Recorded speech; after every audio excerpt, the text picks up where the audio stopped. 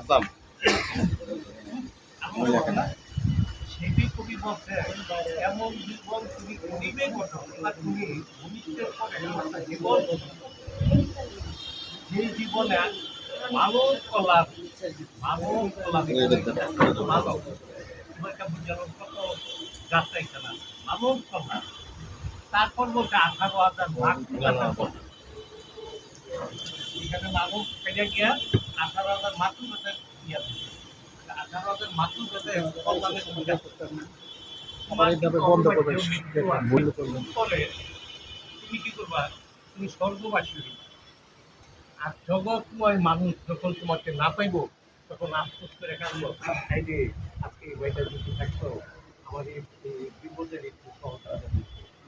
তখন তুমি স্বর্গবাসী থেকে কি করবো আসবে ঠিক ঠিক ঠিক আসবে ঠিক কথাটাই ভুলে গেছে পবিত্রতা কিছু হারাইয়া যাওয়ার অতএব আপনাদের কাছে আমার বিশেষ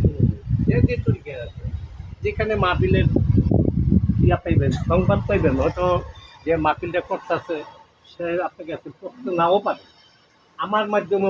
অমুকের মাধ্যমে খবর পাইছেন আপনি উপস্থিত